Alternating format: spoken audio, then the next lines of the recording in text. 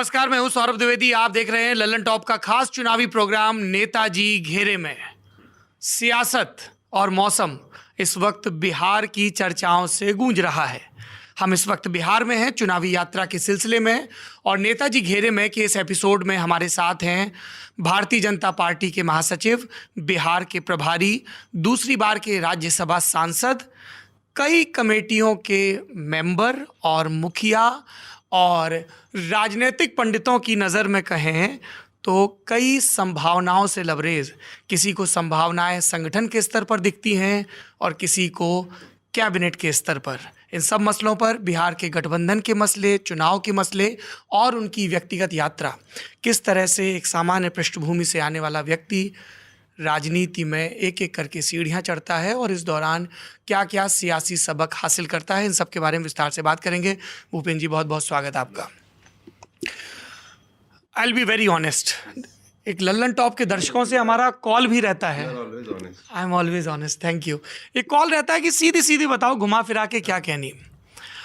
हम जब नेताओं के बारे के इंटरव्यू करते हैं और उनके बारे में रिसर्च करते हैं तो अमूमन कई कतरने, कई लोग मिल जाते हैं और कई सिरे मिल जाते हैं। लेकिन जब आपके बारे में रिसर्च शुरू हुई तो वो बहुत ही सीधी लकीर में चली और जो सीवी में छपने वाली इन्फॉर्मेशन है वो मिली। फिर उसके बाद कहा गया कि वो बहुत ही खाँटी संघ के फर्मे वाले व्यक्ति हैं, कम बोलते हैं, ज़्यादा सुनते हैं, काम को अंजाम देते हैं और इसीलिए यहाँ तक पहुँचे हैं। तो इसलिए थोड़ा मुश्किल रहा, पर जुटाया है कुछ। सबसे पहले तो मुझे बिल्कुल जो फौरी बात है उस पर बात कर लेते हैं। एलिफेंट इन द रूम जो बोला जाता है, अलग अलग लोग इस तरह की थ्योरीज दे रहे हैं, आपकी विपक्षी पार्टियों के नेता और राष्ट्रीय अध्यक्ष भी उन पार्टियों के, कि चुनाव पोल का नहीं है, पोस्ट पोल का है। और संभावनाएं ये कि क्या Bhajpa plus LJP plus something होगा, JDU plus Congress plus left होगा। इस तरह की जो चुनावी समीकरण बताने वाले लोग हैं उस पर आपकी भाजपा की तरफ से क्या टिप्पणी रहती है? क्या पोस्ट पोल सिनेरियो यही रहेगा गठबंधन का जो अभी है, या कुछ बदलाव की गुंजाइश है? चुनाव के बाद परिणाम स्पष्ट रहने वाला है। बीजेपी जेडीयू के गठबंधन को 3/4 सीटें मिलने वाली हैं और बाकी सब ख्याली पुलाव है। इसी तरह के दावे भारतीय जनता पार्टी 2015 में भी कर रही थी। क्या कमी रही पिछली बार? 2015 और इस चुनाव में बड़ा अंतर है। 2015 के बाद जब 2019 का चुनाव आया तो भारतीय जनता पार्टी और जदयू के गठबंधन ने 40 में से 39 सीटें जीती। उससे पहले भी 2005 और 2010 में जब दोनों दल मिलकर लड़े थे तो उन्होंने यही इतिहास दोहराया था और उसी विषय को आगे बढ़ाने के लिए चुनाव है। भूपेन जी, मेरा सवाल अभी भी वहीं ठिठका खड़ा है। 2015 में भाजपा क्यों हारी? भाजपा तो आत्ममंथन वाली पार्टी है ना। हाँ। तो आत्ममंथन हुआ होगा, क्या वजह रही? जो उस समय का हमारा गठबंधन बना था जिसमें एलजेपी शामिल थी, उनको कुल मिलाकर के 2 सीटें आईं और वो पार्टी को बड़ा नुकसान हुआ। आपने एलजेपी का जिक्र किया, गठबंधन में जीतन राम मांझी जी भी थे, उनको भी 1 सीट आई। वो थे, गए, फिर वापस आए। का चुनाव एक सामाजिक आधार पे, एक सामाजिक समीकरण के आधार पे था और पिछली बार के चुनाव में जो उस समय का जो अलायंस था वो इस प्रकार का नहीं बन पाया कि वो पर्याप्त सीटें ले पाता। लेकिन जहाँ तक इस बार के गठबंधन की बात है, एक तो जनता दल यूनाइटेड और बीजेपी नेचुरल अलाई है, क्योंकि बिहार में जिस प्रकार का एक शासन उससे पहले के 15 साल में हुआ था, उसके खिलाफ दोनों दलों ने मिलकर के चुनाव लड़ा था और दोनों दलों ने बिहार में विकास की एक राजनीति को आगे बढ़ाया। और पिछले 15 साल के शासनकाल में एक थोड़ा सा समय ऐसा रहा जब हमारा और नीतीश जी के पार्टी का साथ नहीं रहा, और वो साथ नहीं रहने का अगर थोड़ा सा समय छोड़ दें तो कमोबेश इस सरकार पे कभी कोई भ्रष्टाचार का आरोप सिद्ध नहीं हुआ और लगा भी नहीं। उससे पहले की जो सरकार है वो भ्रष्टाचार में जेल में है। वास्तव में ये लोहिया जी और कर्पूरी ठाकुर जी के विचार पे चलने वाले लोग और दीनदयाल उपाध्याय जी के अंत्योदय की प्रेरणा पर चलने वाले लोग, 2 विचारों के आधार पर काम करने वाली पार्टियों का ये एक नेचुरल अलायंस है जो बिहार में सबको स्वीकार्य है। आपने सामाजिक समीकरणों की बात कही। कई दफ़ा हमने देखा है बीजेपी की हिस्ट्री में ही कि कागज़ों पर मजबूत दिखते सामाजिक समीकरण को, उस मैथमेटिक्स को कैसे केमिस्ट्री ने ध्वस्त किया। और मैं ज़्यादा दूर नहीं जाऊंगा, 2019 के लोकसभा चुनाव में लोग सपा और बसपा के पारंपरिक आधार की गणित समझा के यूपी के बारे में भविष्यवाणियां कर रहे थे जो गलत साबित हुई। तो क्या बहुत ही फ्लैट लहजे में कहें तो जो कास्ट अरिथमेटिक है वही इकलौता नहीं, सत्य है? कभी नहीं होता है, कभी भी नहीं होता है। और ये मैं बहुत दृढ़ता के साथ कह रहा हूँ। लोगों की आकांक्षा, उस आकांक्षा को पूरा करने वाला संकल्पवान नेतृत्व, विज़न, उम्मीदवार, और सबसे बड़ी बात है कि पूरे आज के इस लोकतंत्र की प्रक्रिया में हिंदुस्तान की जनता बहुत मैच्योर होकर के वोट देती है।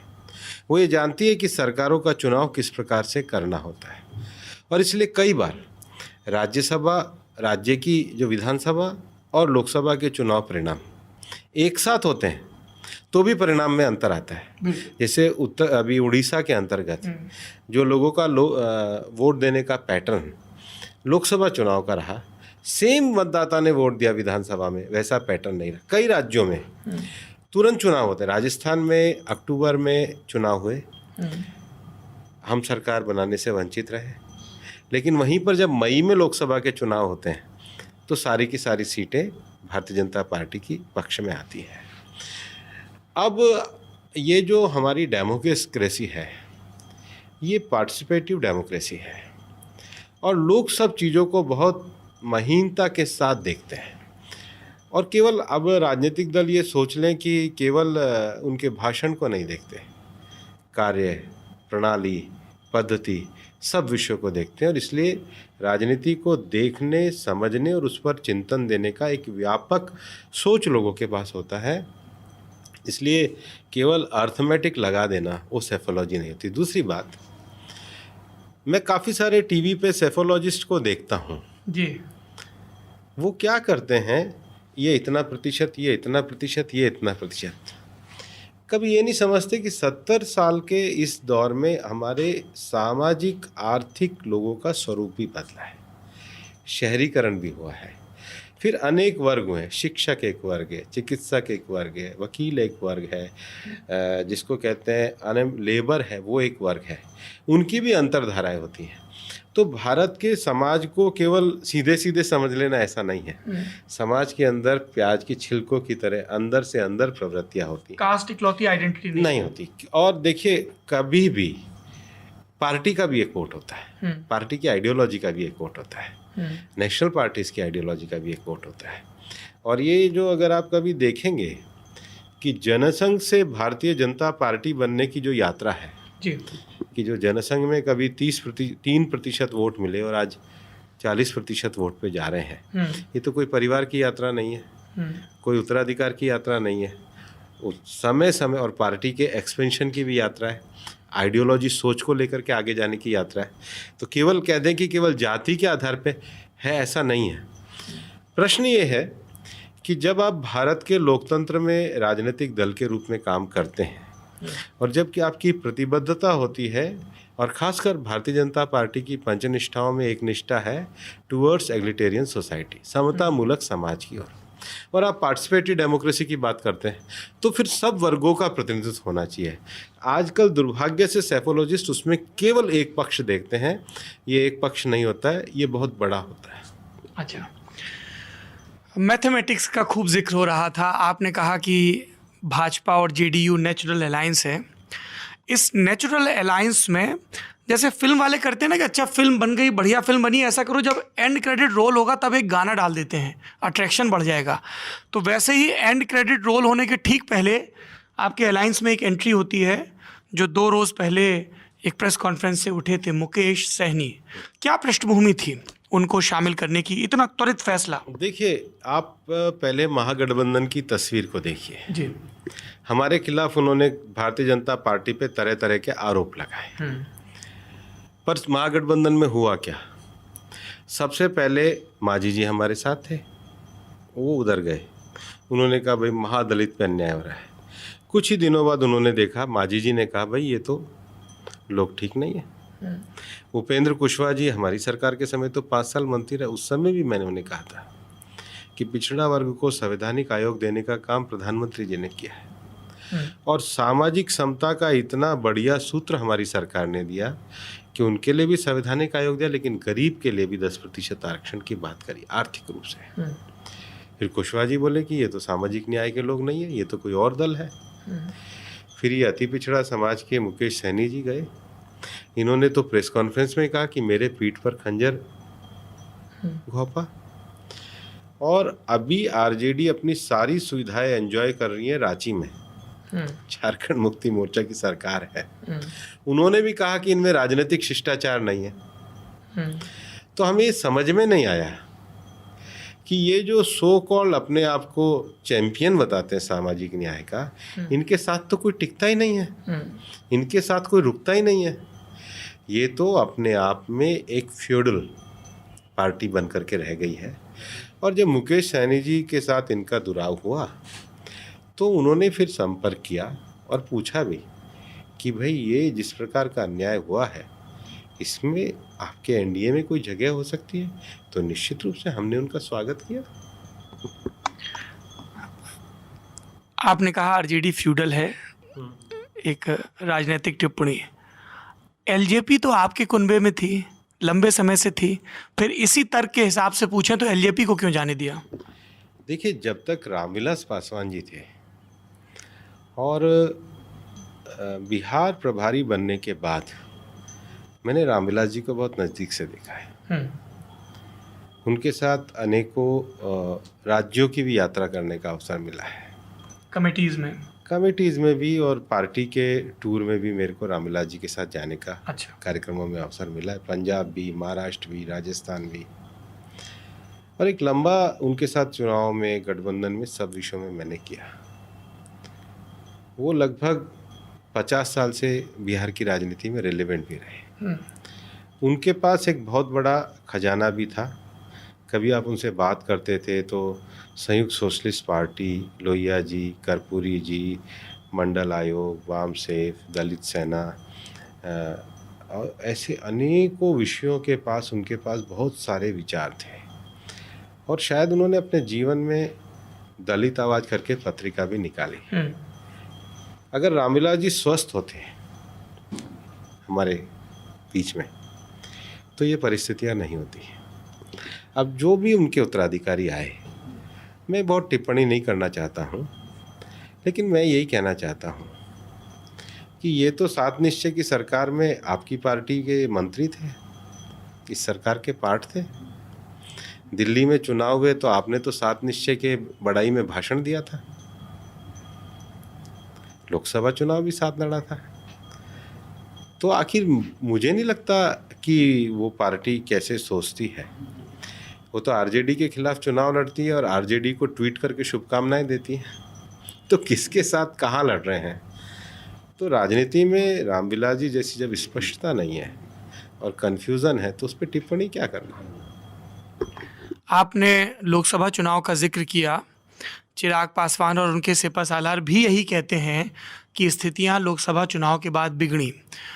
पिछले 5-6 महीने से, बल्कि जनवरी से, चिराग पासवान जो एलजेपी के राष्ट्रीय अध्यक्ष हैं, लगातार नीतीश सरकार पर प्रश्न उठा रहे और लगातार इंटरव्यू में, खुद लल्लन टॉप के इंटरव्यू में उन्होंने कहा कि हमने तो जेपी नड्डा जी के सामने आपका जिक्र किया, सबके सामने स्थिति रख दी कि ये एक डेडलॉक है, इसको सुलझवाइए।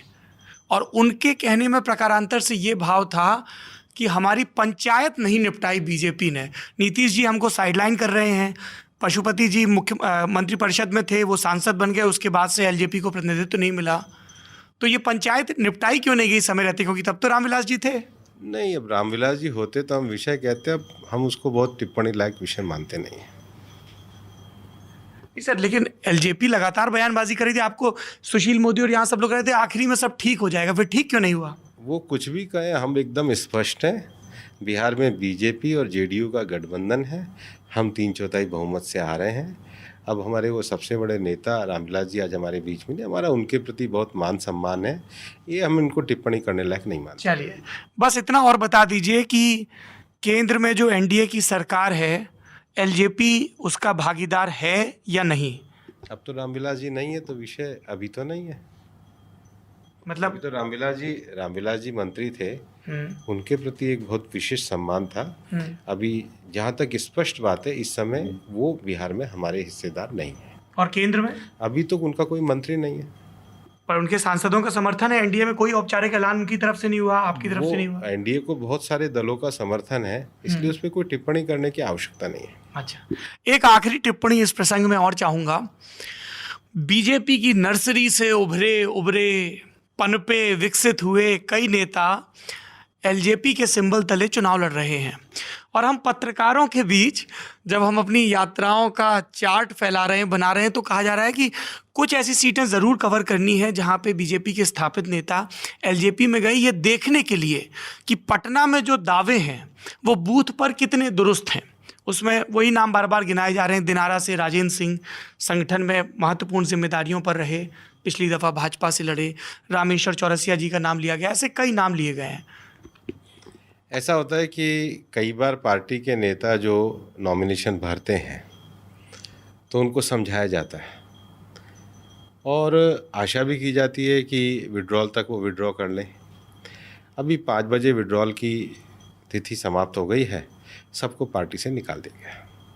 पार्टी से निकाल दिया गया है आज आधिकारिक रूप से? आधिकारिक रूप से।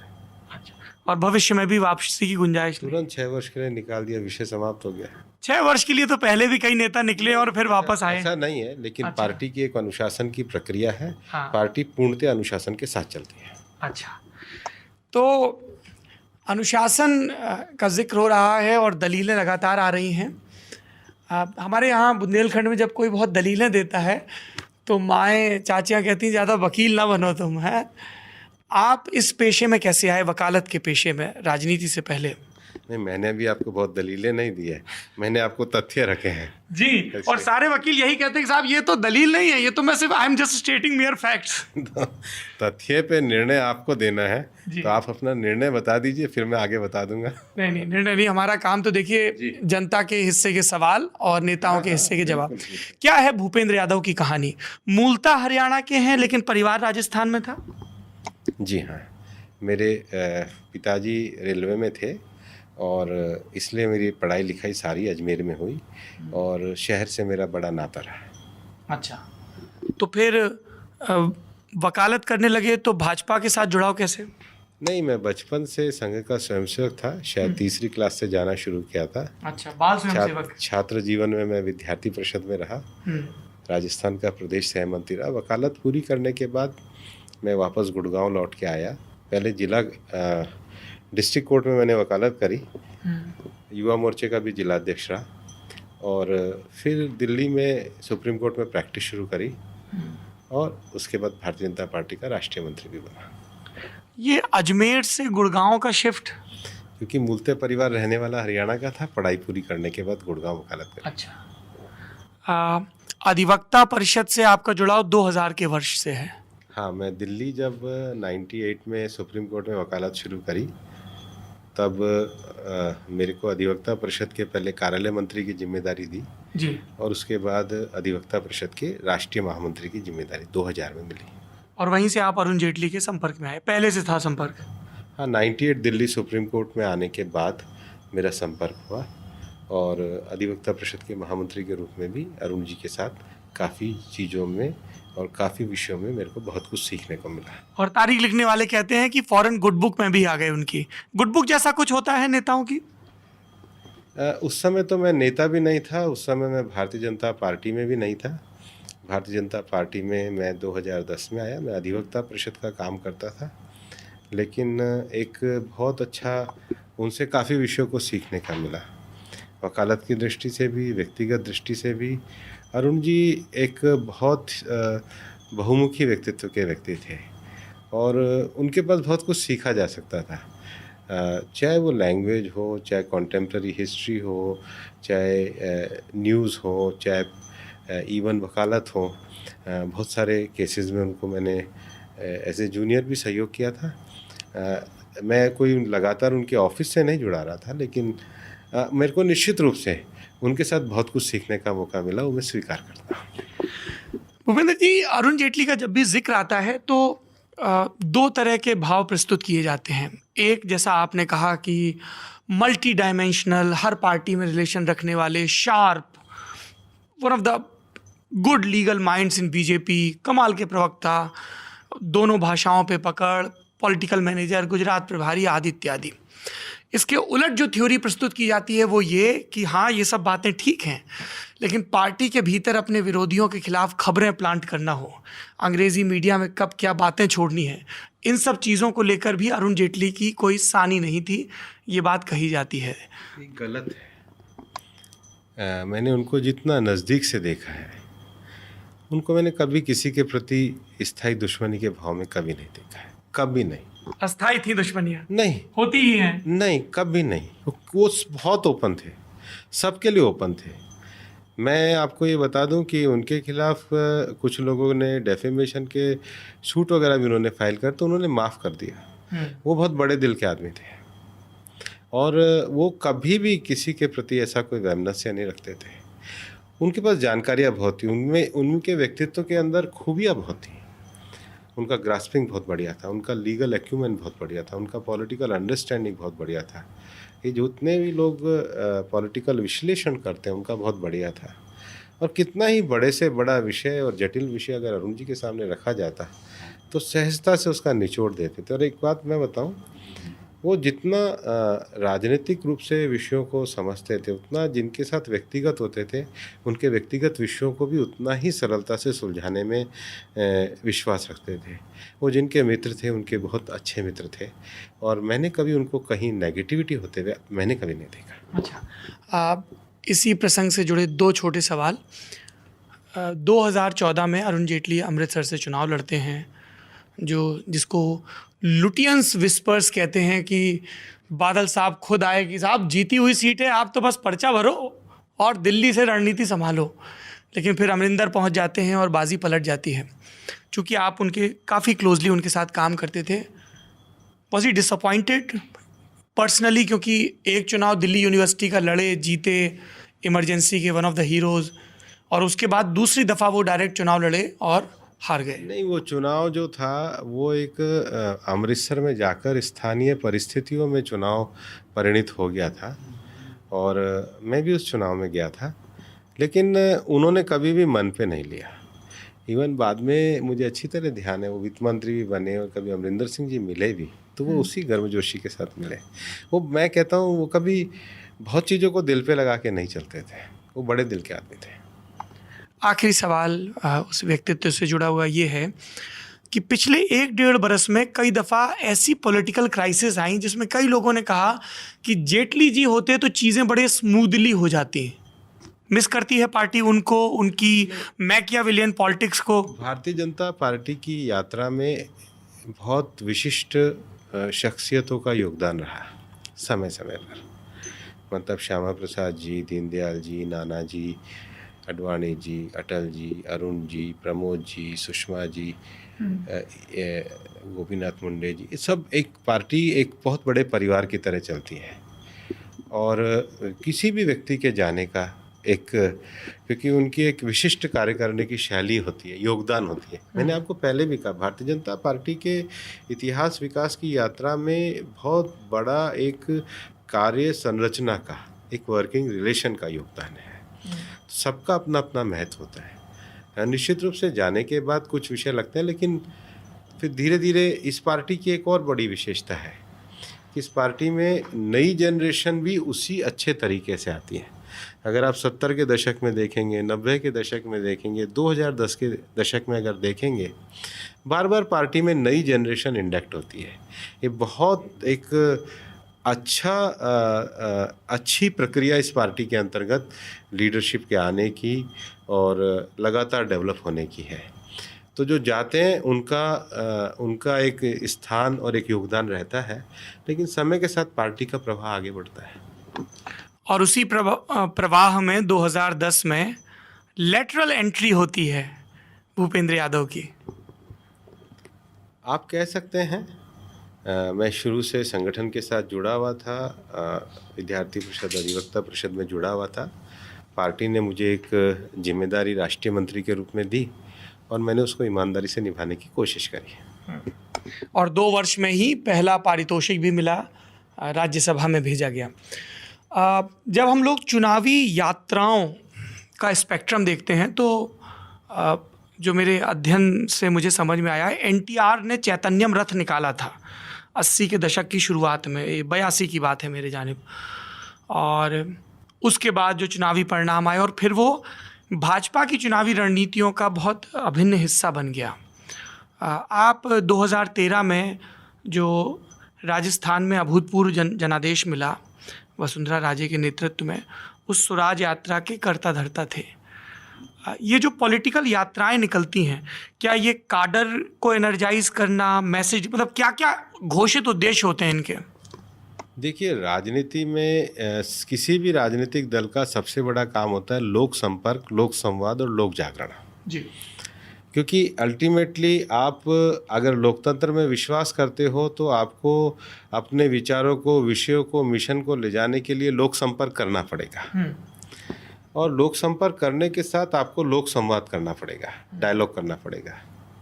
माध्यम अलग अलग बदल सकते हैं, टीवी से लेकर के सोशल मीडिया से लेकर, लेकिन जितना ज़्यादा अच्छा संवाद सीधा ज़मीन पर जाकर होता है, सीधा ग्रामीण क्षेत्र या सीधा आम व्यक्ति के साथ जाके कनेक्शन होता है। और लोक जागरण का इशू बेस, जिस इशू के पे प्रतिबद्धता रख कर के आप काम करते हैं या जो इशू के साथ आप अपने आप को अफर्म करते हैं, उसके साथ लोक संग्रह करना, लोक जागरण करना, ये पूरा एक पॉलिटिकल प्रोसेस में सभी राजनीतिक दल करते हैं। और भारतीय जनता पार्टी ने जो यात्राएं निकाली हैं गुरु काल में, उन्होंने पार्टी के विस्तार में भी एक बड़ी भूमिका निभाई है। इसको मानना चाहिए और जनता के साथ जुड़े रहने का एक सशक्त माध्यम यात्रा भी रहता है। आपने संवाद शब्द का जिक्र किया। हम अक्सर भाजपा की शब्दावली में शब्द को देखते हैं, भी बहुत सुंदर शब्द, कम्युनिकेशन केवल भाषण नहीं। हाँ, कम्युनिकेशन केवल एक तरफा नहीं है, कम्युनिकेशन बातचीत भी नहीं है। कम्युनिकेशन में मैसेज भी है। ये मैसेज आला कमान और वसुंधरा के बीच क्यों नहीं हो पा रहा है? ऐसा नहीं है, क्योंकि वो कम्युनिकेशन हमारा पर्याप्त है। हाँ। आपको कहीं गलतफहमी रहती है, मीडिया के परसेप्शन रहते हैं, बाकी अच्छा, चलिए मैं ये मानना चाहता तो हूँ। 2014 से ही शुरू करते हैं, शपथ ग्रहण हो रहा है और फ्लैश हो रहा है कि सारे राजस्थान से जो जीते सांसद हैं वो राजस्थान भवन में हैं। कौन शपथ लेगा, कौन नहीं लेगा, चलिए ये भी बहुत दूर की बात हो गई। पार्टी के प्रदेश अध्यक्ष पर नियुक्ति, यह भाजपा के लिए अभूतपूर्व है। इतने हफ्तों तक मामला टंगा रहे, या अभी जो राजनीतिक संकट हुआ उसमें वसुंधरा कुछ बयान दे रही हैं, दिल्ली में कुछ, और कितना भी हम मान लें कि सूत्रों के हवाले से अक्सर गलत खबर आती है, पर हमेशा ही गलत आए ऐसा तो नहीं है। अभी तक तो कोई सही खबर आई नहीं है। सही खबर यही है कि पार्टी एक साथ चल रही है। वसुंधरा राजे और दूसरे खेमे के बीच या वसुंधरा राजे और केंद्रीय आला कमान के बीच कोई दुराव नहीं, कोई खेमाबाजी नहीं है। ये विशुद्ध प्रेस कॉन्फ्रेंस वाला जवाब है भूपेंद्र जी। विशुद्ध प्रेस कॉन्फ्रेंस नहीं है तो आप बताओ जी। कहीं कोई नहीं है, सब एक साथ है। पार्टी के विधायक दल की बैठक हुई है, सबने एक साथ रहे, एक साथ गए हैं। अभी जो राजस्थान के विधानसभा में विधायक दल की बैठक, सब एक साथ है, कहीं कोई ऐसा विषय नहीं है। पर वसुंधरा राजे ने ये सार्वजनिक बयान दिया कि मेरी जो नाराजगियां थी मैंने केंद्रीय संगठन को बता दी। कोई सार्वजनिक बयान मेरे ध्यान में नहीं आया और उन्होंने विधायक दल की बैठक में भी ऐसा नहीं कहा है। आप विधायक दल की बैठक की प्रोसीडिंग निकाल के देख लो जी, आप देख लीजिए। मैं आपको साफ कह रहा हूँ, ऐसा कुछ नहीं कहा है। चलिए राजस्थान के बाद बारी आती है गुजरात की, और गुजरात, झारखंड, यूपी, ऐसे कई राज्य हैं, कई प्रसंग हैं। He is the most trusted man of Amit Shah. ये इस तरह की टैगिंग कैसे हो जाती है? मुझे नहीं पता, लेकिन महामंत्री के रूप में हमारे माननीय राष्ट्रीय अध्यक्ष अमित शाह जी के साथ मुझे काम करने का अवसर मिला, और मैं ये मानता हूँ कि राजनीति को सात्विकता के साथ, मेहनत के साथ, और मतलब जिसको कहते हैं मेहनत की पराकाष्ठा, और पूरी सात्विकता के साथ मैंने उनको करते हुए देखा है। एक संकल्पवान व्यक्ति के रूप में उनको काम करते हुए देखा है।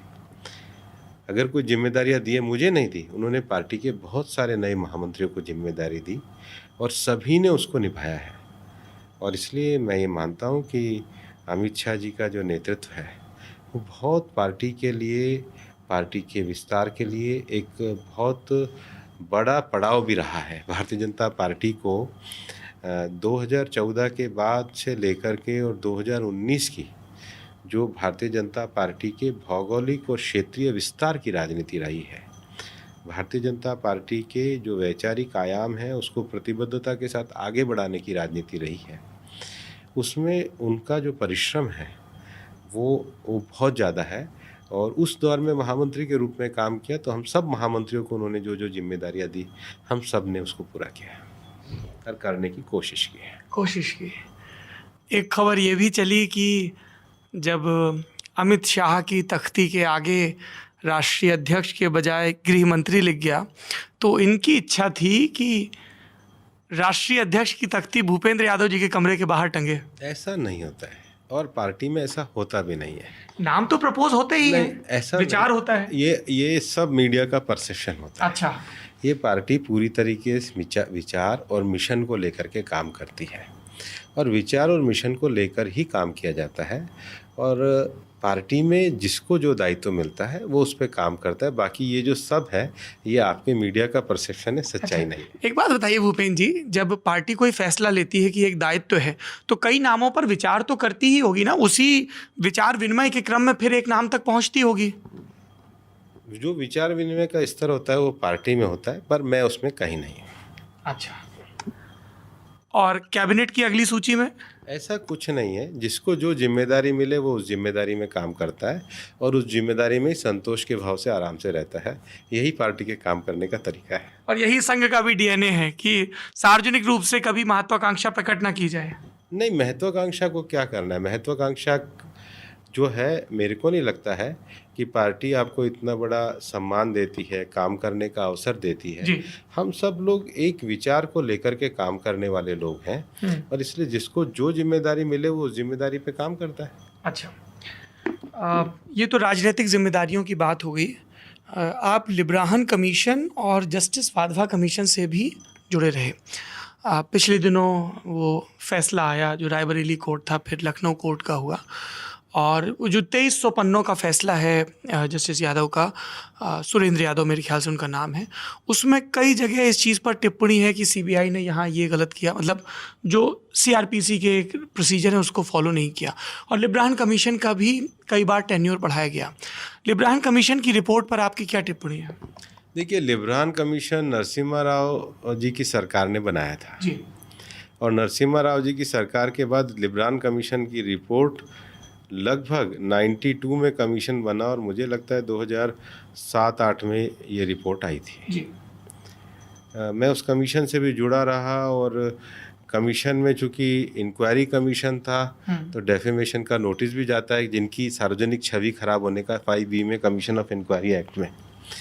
और सारे मीडिया को, पत्रकारों को जिन्होंने भी लेख लिखे थे, बार बार बुला करके लिब्राहन कमीशन ने पूछा था कि भाई बताइए कोई कॉन्स्पिरेसी की थ्योरी है, बताइए जितने भी आपके सो कॉल्ड मीडिया वाले हैं सब लोग, लेकिन कोई नहीं, किसी ने नहीं बताया है, किसी पक्षकार ने नहीं बताया। तो लिब्राहन कमीशन ने उस समय जो, अगर आप लिब्राहन कमीशन की फाइंडिंग देखेंगे, और मुझे अच्छी तरह ध्यान है उस समय लोकसभा में राजनाथ जी का भाषण हुआ था और राज्यसभा में अरुण जी का भाषण हुआ था, उसको भी अगर आप उठा के पढ़ेंगे तो लिब्राहन कमीशन में पूरी कांग्रेस ने सारी कॉन्स्पिरेसी की थ्योरी को बेचने के बाद भी कोई तथ्य नहीं था, कोई तथ्य नहीं था।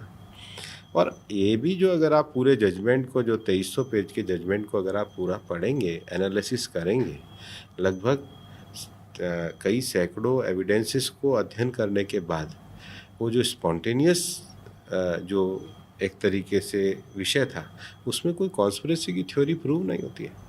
हाँ, लेकिन उसमें जैसा आप ये भी कहते हैं कि सीबीआई ने अपना काम ठीक से नहीं किया। मैं आपसे ये जानना चाह रहा था कि सीबीआई जो थी लगा ज़्यादा तो इन्हीं के हाथ में रही। हाँ, वो तो है, वो अपने इल्ज़ाम से बरी नहीं है क्योंकि पहली चार्जशीट भी उनकी संयुक्त मोर्चा के टाइम फाइल हो गई थी। सीबीआई का इन्वेस्टिगेशन भी लगभग कंप्लीट हो गया था। ये सरकार आने के बाद तो एविडेंस भी लगभग कंप्लीट हो गई थी।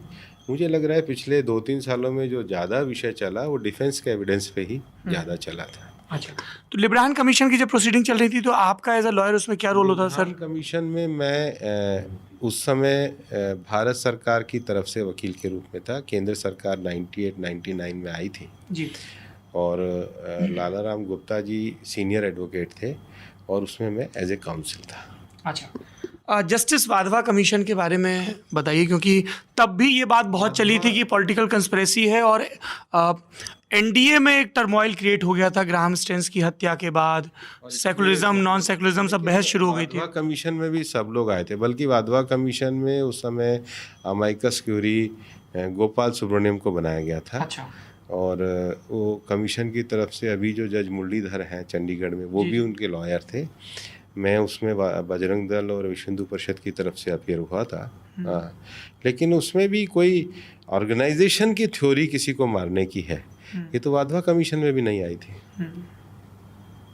क्योंकि बहुत हल्ला मचा था वो पूरा। इसीलिए तो हिंदुस्तान में जो सेक्युलरिज्म के नाम पे जो लोग एक तथाकथित कुछ लोगों को केवल बदनाम करने के लिए विषयों को रखते हैं, तथ्य पे तो उनकी बात कभी सिद्ध हुई नहीं। क्या है ये बड़ा डिबेट वर्दी भी है, कई लोगों को फ्लॉड लगता है ये कंसेप्ट सेकुलरिज्म का। देखिए, सेक्युलरिज्म जो है जिसको कहते हैं कि किसी भी व्यक्ति को अपनी पूजा पद्धति, आस्था, ये दो चीज़ें ऐसी हैं जो व्यक्ति के जीवन से जुड़ी हुई है, जिसको वो धर्म का भी नाम देता है, जिसको वो पंथ का भी नाम देता है, सेक्ट भी हो सकता है, रिलीजन भी होता है। तो पूजा पद्धति और आस्था का अधिकार ये भारत के हर नागरिक को है जी। और मैं आपको बताऊं, ये शब्द प्रयोग ठीक नहीं होगा, पूजा पद्धति और आस्था की स्वतंत्रता ये हमारे संस्कारों में है। हम कोई, हमारे यहाँ पर जितने भी दर्शन हुए हैं, जितने भी प्रकार की पूजा पद्धतियाँ हुई हैं, उनके स्वरूप और प्राकट्य भिन्न भिन्न रहे हैं। एक पर्टिकुलर बुक होना, एक पर्टिकुलर तरीका होना, एक पर्टिकुलर सेक्ट होना, ये कोई भारतीयता में या हमारे देश की परंपरा में नहीं था। हमारी सोच तो पूरी व्यापक है, लेकिन इसको एक वोट बैंक के रूप में बदल देना, इसको एक खतरे के रूप में दिखा के वोट बैंक की राजनीति कर देना, इस पर हमारा झगड़ा है, जिसको अडवाणी जी ने कभी नाम दिया था सूडो सेकुलरिज्म, तुष्टीकरण और छद्म। मतलब आप लोगों को, आप जब मनमोहन सिंह जी की सरकार आई थी तो उनका ये कहना कि देश के संसाधनों पर पहला हक माइनॉरिटीज़ का है। हम क्या कहा कि जनधन खाता सबका खुलेगा, उज्ज्वला योजना सबको मिलेगी, बिजली सब गांव में पहुंचेगी, सड़क सब गांव तक जाएगी। तो व्यापक सोच तो ये है, हमने कभी किसी को बांटा ही नहीं, कभी नहीं। आप पूरा अगर जनधन खाते में आज 30 करोड़ जनधन खाते हैं तो किसने पूछा है किसकी जाति, किसका धर्म क्या है? बिजली आज सब गांव में गई है तो किसने कहा कौन सा गांव किस समाज और जाति का है?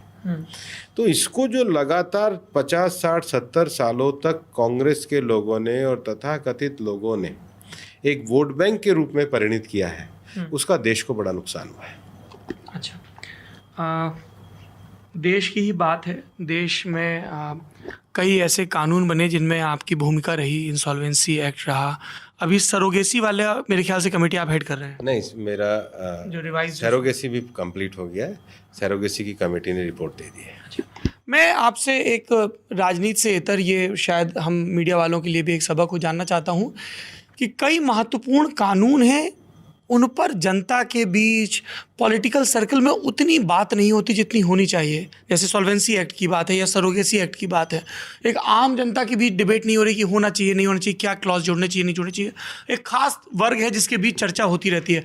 एक राजनेता के तौर पर यह आपको लगता है आपके लिए चिंता का विषय होता है? नहीं, मैं आपको एक दूसरा पक्ष देना चाहता हूँ, क्योंकि मैं पार्लियामेंट की 12 सेलेक्ट कमेटियों का चेयरमैन रहा हूँ जी, और पार्लियामेंट में जो पार्लियामेंट्री कमेटी सिस्टम है, ये एक बहुत बड़ा लेजिस्लेशन मेकिंग और पब्लिक पार्टिसिपेशन का प्लेटफॉर्म है।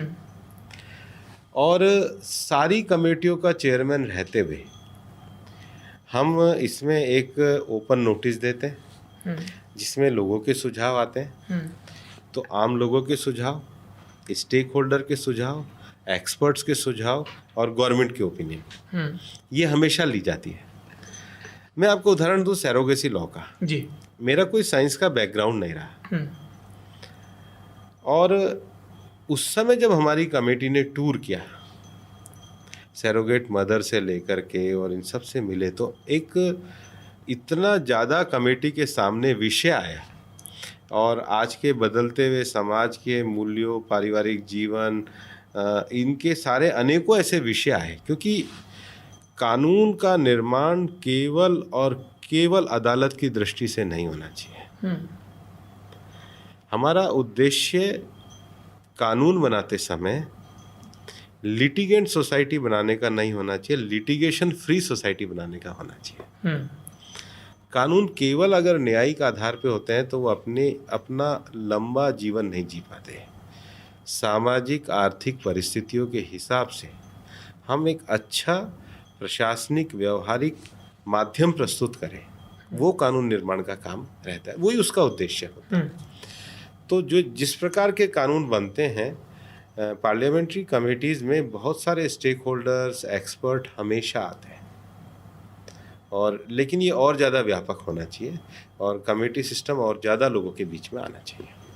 फार्मर्स बिल को लेके भी यही बात कही गई कि थोड़ा और चर्चा हो जाती, और बहस हो जाती, और स्टेक होल्डर्स की बात सुन ली जाती। फार्मर बिल में अगर आप देखोगे तो 2010 में प्रधानमंत्री मनमोहन सिंह जी ने उस समय हरियाणा के तत्कालीन मुख्यमंत्री भूपेंद्र सिंह हुड्डा की अध्यक्षता में कमेटी बनाई। जी। देश के सबसे बड़े किसान नेता प्रकाश सिंह बादल जी उस कमेटी के सदस्य थे।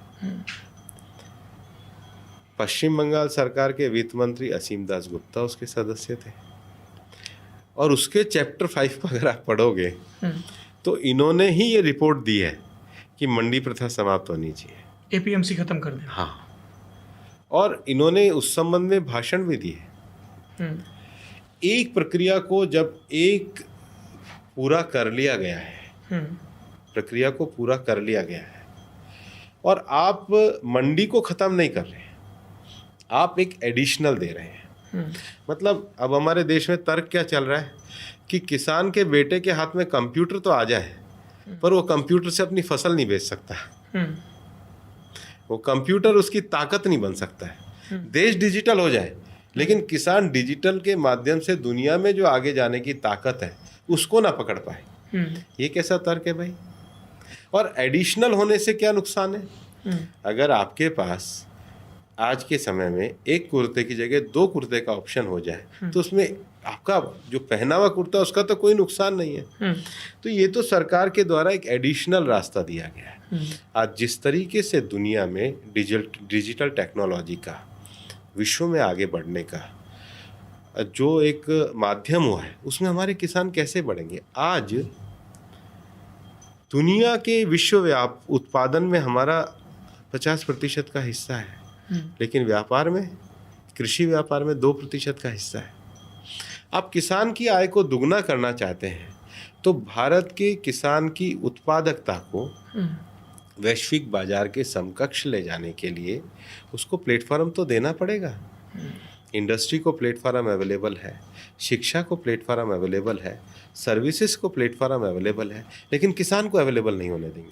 आपके ये दुरुस्त तर्क हैं, लेकिन प्रकाश सिंह बादल साहब ने ये तर्क सुने नहीं या माने नहीं? अब ये वो अपनी राजनीतिक परिस्थिति के सबसे पुराने सहयोगी आपके शिवसेना और अकाली दल, वो राजनीतिक उनके अपने राज्य के हिसाब से, क्या कभी कभी उनके राज्य के हिसाब से निर्णय है, इसलिए वो राजनीतिक निर्णय है, लेकिन जो व्यवहारिक बात है वो तो यही है। अच्छा, ये तो एक सहयोगी की बात हो गई जो गए। एक और सहयोगी थे आपके जो 2014 और 15 में आपके साथ खड़े थे यहीं बिहार में, उपेंद्र कुशवाहा। वो कौन सी राजनीतिक परिस्थितियां थीं जिसके चलते उन्हें एनडीए छोड़ना पड़ा? लोगों ने कहा कि नीतीश कुमार ने ऐसी आर्म ट्विस्ट की कि उनके अलावा लवकुश समीकरण साधने वाला और कोई व्यक्ति गठबंधन में ना रहे। नहीं, मुझे नहीं लगता, और मुझे तब भी समझ में नहीं आया। और मैं आपको बताऊं, उनको पूरा एनडीए ने मान सम्मान दिया, 5 साल उनको मंत्री बना के रखा। अब वो तो ये बताएं, वो हमें भी छोड़ गए, वो आरजेडी को क्यों छोड़ गए? वो तो छोड़ने की आदत है उनकी, अब तो हम क्या कर सकते हैं? हमने तो पूरा सम्मान दिया। ये तो प्रश्न उनसे पूछना चाहिए। नहीं, उनसे तो पूछा ही जाता है, तो वो अपने हिस्से की फेहरिस्त गिना देते तो हैं। हमारी तरफ से तो हमेशा गठबंधन में ईमानदारी रही, ओपननेस रही और सम्मान रहा। तो जब वो छोड़ के जा रहे थे, कुछ आप लोगों का संवाद तो हुआ होगा कि क्या उनकी शर्तें हैं, क्या दिक्कतें हैं? मैंने भी उनसे पूछा था, मुझे समझ में नहीं आया, और शायद वो तब भी नहीं समझ पाए, और वो अब भी कहाँ पर है नहीं पता किसी को।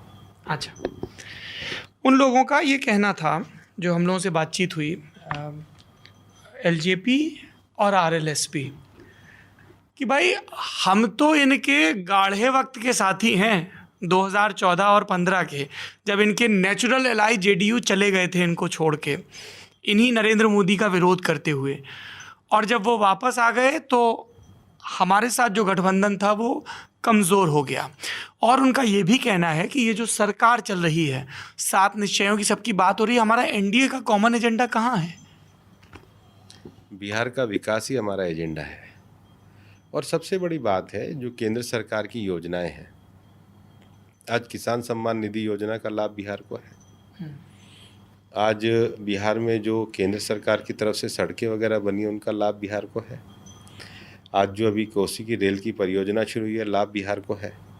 तो बिहार का विकास ही सबसे बड़ा निश्चय है, और वो तो सब कह रहे हैं भाई केंद्र सरकार विकास के लिए पूरी तरीके से साथ है, तो फिर इसमें विरोधाभास कहाँ है? ये तो वो अपना पॉलिटिकल उत्तर बताएं कि उनके पास क्या क्या कारण है, क्यों वो छोड़ के जा रहे हैं।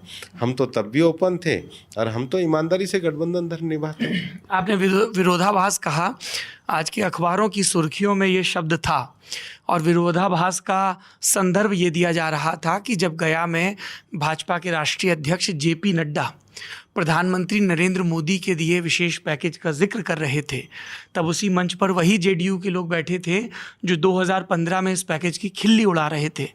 तो कैसे एडजस्ट करती बीजेपी? मतलब ये थोड़ा दिक्कत तो होती होगी। 5 साल में लगभग सभी शर्तों को पूरा किया, और इसलिए राष्ट्रीय अध्यक्ष नड्डा जी ने बहुत स्पष्टता से कहा, कल तो सबने उसका समर्थन किया। हाँ, यही लिखा था कि जेडीयू वाले अभी ताली पीट रहे थे, 5 साल पहले विरोध कर तो रहे थे। पूरा हो गया तो अच्छा है, समर्थन कर गए तो बिहार का विकास ही है। इसमें तो आपको भी ताली बजानी चाहिए, सबको बजानी चाहिए।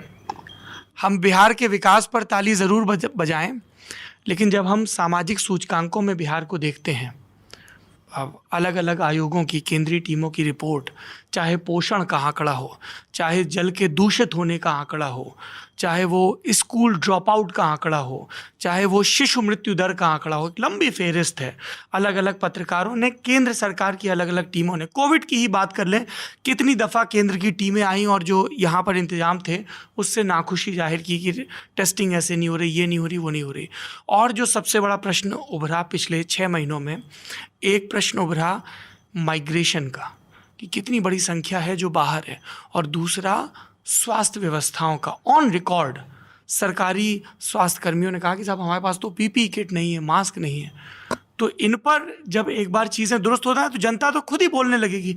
जो आपकी स्कीम अच्छी है उसमें जनता खुद बोलती है। हमने यूपी चुनाव कवर किया, जनता खुद बोल रही थी, और ऐसी जनता जिससे आप उम्मीद नहीं करते। मैं आपको बताऊं, बरेली में एक महिलाएं मिली जो दिन में मंदिर के बाहर भीख मांगती हैं, and they were talking about Ujjwala योजना की मोदी ने सिलेंडर दिया। तो जब योजना पहुंचेगी पब्लिक बात करेगी, लेकिन माइग्रेशन और हेल्थ के मोर्चे पर बिहार की पब्लिक बात नहीं कर रही। सर, मैं आपको 2 बातें कहना चाहूँगा। जो टेस्टिंग की बात है, आज तो हम टेस्टिंग में सबसे आगे हैं बिहार में। कोविड के 2 अस्पताल भी बिहार में आ गए, और उसके बाद जो कोविड से जो मृत्यु दर है उसमें बिहार तो बहुत नीचे है। और जहाँ तक माइग्रेशन की बात है, केंद्र सरकार ने स्पेशल ट्रेन चला के, लॉकडाउन फर्स्ट 2 और 3 में तो अलाउ नहीं था जाना, जब अलाउ हुआ तो केंद्र सरकार ने स्पेशल ट्रेन चलाई, और 15 लाख से ज़्यादा माइग्रेंट लेबर हमारे पहुँचे। 18 लाख माइग्रेंट लेबर के अकाउंट्स में पैसे पहुँचे, और अब आप बिहार में देख लो, कोई उस पर असंतोष नहीं है।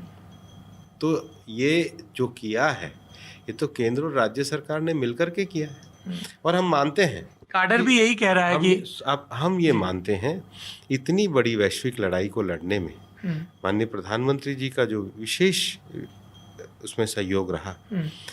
ये जो माइग्रेंट लेबर आए थे, इनके भी पुनर्रोजगार के लिए योजना बिहार में ही खगड़िया के बेलदौर से माननीय प्रधानमंत्री जी ने उद्घाटन किया। और इतना ही नहीं, सभी गरीबों को छठ तक राशन भी व्यवस्था उपलब्ध कराई, और बिहार सरकार ने उसको बहुत अच्छे तरीके से नीचे तक पहुंचाया है। तो एक संकट में हमने लोगों के साथ खड़े होकर न केवल अपनी जिम्मेदारियों को निभाया है, उनके संबल बन के उनके साथ खड़े हुए, उनके सहयोग के साथ हम संकट से लड़े हैं। ये बहुत बड़ी उपलब्धि है। काडर यही कह रहा है भूपेंद्र जी, जो आप कह रहे हैं कि वोट तो सब मोदी जी के काम पे मांग रहे हैं, तो ये नीतीश जी का झंडा क्यों ढुलवा रहा है आला कमान? नहीं, ऐसा कैडर नहीं कह रहा है। मैं तो आज भी बैठक लेके आया हूँ, बांका में, जमुई में, कहलगांव में मीटिंग को लेके आया हूँ। ये पत्रकार के नाते आपके द्वारा किए गए प्रश्न है। कैडर पूरी तरीके से दोनों दलों का साथ लगा हुआ है। अच्छा, आखिरी सवाल मेरा ये है कि आप इस पर लगातार बोल भी रहे हैं कि 5 साल ये वो post Nitish Kumar JDU scenario, इस पर खूब माथापच्ची करते हैं सब लोग, और एक थ्योरी दी जाती है और इत्तेफाक की बात है कि जिस राज्य का उदाहरण दिया जाता है उस राज्य के पूर्व मुख्यमंत्री भी यहाँ आपका हाथ बटाने के लिए आए हुए हैं, देवेंद्र फडणवीस, की शिवसेना के अलगाव से बीजेपी ने जो सबक सीखा वो गांठ बांध लिया है और अब किसी भी गठबंधन के सहयोगी को इतना हावी नहीं होने दिया जाएगा कि चुनाव तो जीते हमारे नेता और नारे पर और फिर अलग हो जाए। ये महाराष्ट्र का सबक क्या रहा पार्टी के लिए? ये मीडिया का परसेप्शन है। मैं आपको पुनः स्पष्ट कर दूं, 3/4 बहुमत से हमारे और जदयू गठबंधन की सरकार आएगी। बाकी ये कयास है, ये कयास। महाराष्ट्र का सबक क्या रहा भाजपा के लिए? नहीं, महाराष्ट्र में सबक क्या है, तो राजनीति है। अगर मान लीजिए इसमें शिवसेना ने किया है, मैंने आपको पहले दिन से कहा है, बीजेपी ने अपने गठबंधन धर्म को हमेशा ईमानदारी के साथ निभाया है। आपने कुशवाहा जी का कहा था, क्यों गए हो, तो उनको पता होना चाहिए। तो हमने अपने गठबंधन धर्म को ईमानदारी से निभाया है। हमारा एकमात्र उद्देश्य है कि देश में सुशासन की सरकार आए।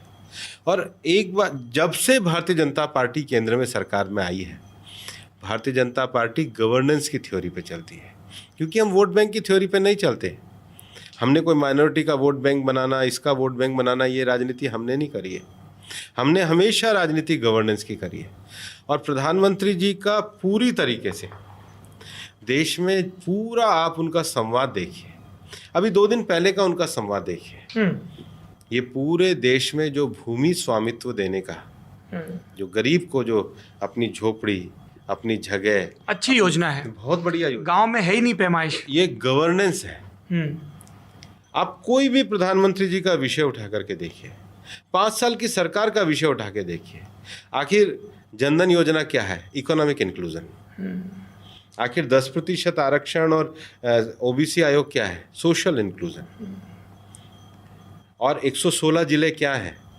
116 जो आकांक्षी जिले बनाए, समान डेवलपमेंट, हर चीज भारतीय जनता पार्टी ने पिछले 5 सालों में जो करी है वो गवर्नेंस के मूल पे करी है। आप सब उदाहरण गिना रहे थे, इसमें कई अच्छी स्कीम है। मैंने खुद कहा कि गांव की पैमाइश और डिजिटल दस्तावेज हो जाए, ये बहुत अच्छी स्कीम है। तो 2 नरेंद्र मोदी, 2 भाजपा नजर आती हैं, खासतौर पर मुखिया। एक जो गवर्नेंस की बात करते हैं और एक जिसको राजनीतिक पदावली में कहें तो street fighter Narendra Modi, who wants to win at any cost. और इसीलिए चाहे वो 2015 में बिहार के नरेंद्र मोदी हों या 2017 में गुजरात के नरेंद्र मोदी, गवर्नेंस प्लस फिर वो कहते हैं और पार्टी के लोग कि पटाखे कहाँ चलेंगे, किसको बनाना चाहते हैं सीएम। तो ये परमानेंट गवर्नेंस पर ही फिर क्यों नहीं बात होती है? क्योंकि सोशल इंक्लूजन की भी बीजेपी चिंता करती है। इसी पटना में होर्डिंग लगे, फलाने समाज की रैली, ढिकाने समाज की रैली, तो सबका नहीं, बिल्कुल गलत नहीं है। तो मैं पूछ रहा हूँ कि ये गवर्नेंस के साथ ये आपने पहले कहा कि हमने ये स्कीम बनाई, सबके लिए बनाई, तो गवर्नेंस के पैरेलल ये ट्रैक कैसे चलता है जब प्रधानमंत्री के इस तरह के स्टेटमेंट आते हैं? इंक्लूजन वर्ड का है ना, सोशल इंक्लूजन, इकोनॉमिक इंक्लूजन, और उसके लिए तो दृढ़ता चाहिए देश में। इसमें पाकिस्तान कहाँ से आ जाता है राज्यों के चुनाव में? नहीं, पाकिस्तान का विषय क्या है? राष्ट्रीय स्तर के जो मुद्दे हैं वो रखने पड़ते हैं सब पार्टियों को। राष्ट्रीय सुरक्षा, जब राष्ट्रीय चुनाव होता है तो एक बड़ा मुद्दा होता है। क्या भारत के चुनाव में अंतर्राष्ट्रीय स्थिति पर भारत के विषयों की चिंता नहीं होगी? बिल्कुल। क्या राष्ट्रीय सुरक्षा की चिंता नहीं होगी? और राष्ट्रवाद तो बीजेपी का एक मूल आधार है। और ये देश को राष्ट्रीय सुरक्षा पे आप सर्वोच्च न्यायालय का कभी जजमेंट पढ़ लीजिए, सर्बानंद सोनोवाल का, जो उन्होंने माइग्रेशन के ऊपर दिया था। ये तो इंटरप्रिटेशन है, ये तो संविधान ने हमको कहा है। भारत की एकता, भारत की अखंडता, ये तो किसी भी राजनीतिक दल की प्रतिबद्धता का विषय। और ये तो वो परंपरा वाला दल रहा है कि हमने अपने जनसंघ के पहले अध्यक्ष को देश की एकता के लिए उन्होंने अपनी शहादत दी थी। ये तो पार्टी अपनी उन परंपराओं को, अपने विषय, विचार, मूल्यों को लेकर के आगे बढ़ रही है। आप सदन के उच्च सदन में हैं ना, बड़ी शानदार बहस की परंपराएं रही हैं। कभी पार्टी लाइन से इतर ये कोफ्त होती है, क्योंकि हम लोग जब पुरानी डिबेट्स पढ़ते हैं लोकसभा राज्यसभा की, कि मधु लिमये बोल रहे हैं, हीरेन मुखर्जी बोल रहे हैं, अटल बिहारी वाजपेयी बोल रहे हैं, लोहिया जी बोल रहे हैं, कांग्रेस की तरफ से जवाब आ रहा है। अब आपको लगता है कि बहस का और परस्पर राजनीतिक शिष्टाचार और संवाद का वही स्तर है, या अब नहीं रहा वैसा? क्योंकि वाजपेयी जी कहा करते थे मतभेद हो, मनभेद ना हो, गरिमा बनी रहे, मर्यादा बनी रहे, वो हमारे राजनीतिक विरोधी हैं, दुश्मन नहीं हैं। नहीं, कई बहस अब भी अच्छी होती है, मेरा मानना है। और मैंने खुद ने अपने पार्लियामेंट के टाइम में पिछले 8 सालों में कई बार देखा है, बहुत अच्छे स्तर की बहस भी पार्लियामेंट में होती है। और पिछले 2 सत्रों में विपक्ष के तमाम अवरोधों के बावजूद भी पार्लियामेंट का अगर टाइम देखें तो बड़ा है। हाँ, कुछ सोशल मीडिया में कुछ नेगेटिव करने की कोशिश की जाती है, लेकिन उसके बाद भी अगर आप देखेंगे तो पार्लियामेंट में बहस अच्छी होती है। चलिए, मैं इस उम्मीद के साथ इस बात को ख़त्म करता हूँ कि आपने ये कहा है और संसद के सदनों में अब हमें बहस का स्तर और बेहतर दिखेगा। भूपेंद्र यादव जी, आपने इतने विस्तार से बात की, बहुत शुक्रिया। आप कुछ कह रहे थे? नहीं, मैं तो हमेशा संसद का जब सत्र चलता है तो अपने फेसबुक पेज पे डायरी भी लिखता हूँ, हमेशा। That was a very interesting information for me, आपने कल बताई थी, अब मैं और इसको चेक करूँगा। हाँ, तो मेरा मानना है कि संसद एक ऐसा प्लेटफॉर्म है हमारे देश के लोकतंत्र में, जहाँ सभी राजनीतिक दल अपने विषय और विचारों को रखते हैं। और अभी भी आप देखेंगे जितने भी नए बिल भी आए हैं, और कोई ऐसा बिल नहीं है जिसमें डिबेट्स कम हुई हो। कुछ एक्स्ट्रा विपक्षी तो रो रहे हैं, कभी गांधी की मूर्ति के सामने, कभी वेल में जाके पर्चा फाड़ते हुए कि बहस कराइए, समय बढ़ाइए। आपको एक बात बताऊं जी, अभी जो सारा राज्यसभा में इंसिडेंट हुआ जी, फार्मर बिल में, उसमें 4 घंटे का समय दिया गया था जी, 1 मिनट भी कम नहीं किया। हाँ, केवल बीजेपी ने ही अपने टाइम का सरेंडर किया। हाँ, अब तो ये विपक्ष बताए ना कि आखिरी वक्ता जब कांग्रेस का बोला, हाँ, उसके बाद वेल में क्यों आए? हाँ, वो तो 3.5 घंटे पूरा समय दिया, हाँ, और सबको सुना गया। हाँ, तो ये तो जब लास्ट में जब विषय आता है तो चीज़ों को एक अलग राजनीतिक तरीके से पेश करने की कोशिश करते हैं, वो नहीं करनी चाहिए। और अभी जो राज्यसभा का सत्र हुआ, मैं विपक्ष के लोगों को एक ही बात पूछना चाहता हूँ कि आप सांसद हैं, उच्च सदन के सांसद हैं, ये कौन से रूल में लिखा है कि डिप्टी स्पीकर की टेबल के ऊपर जाके बैठ जाओ? गलत था। संसद के जो हमारे अधिकारी बैठे उनकी टेबल के ऊपर खड़े हो जाओ। संसद के मार्शल के साथ धक्का मुक्की करो। सत्ता पक्ष के लोग तो अपनी टेबल पे बैठे हुए, चेयर्स पे बैठे हुए थे, अपने साइड में बैठे हुए थे, वो तो कोई उठा भी नहीं। भाई, आप क्यों ये कर रहे थे? ये कैसा व्यवहार है? इसका तो जवाब उनको देना पड़ेगा ना, देश की जनता मांगेगी। आप 3.5 घंटे की बहस करने के बाद ये क्या करने लग गए? और इसलिए देश की संसद को चलाना जहाँ सरकार की भी जिम्मेदारी है, वहाँ विपक्ष की भी जिम्मेदारी है। चलिए, अभी तो जिम्मेदारी बिहार की है कि उनके जनादेश के लिए नेता जो रंग बिरंगे वायदे लेकर आ रहे हैं, उसमें से किस पर यकीन करें कि 5 साल तक रंग पक्का बना रहे।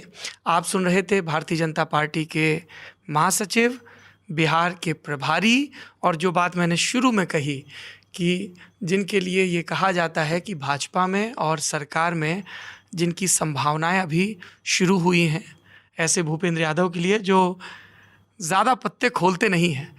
इस पूरी बातचीत के बारे में आपकी जो भी राय हो कमेंट बॉक्स में ज़रूर बताइए। आप देख रहे हैं दी लल्लन टॉप।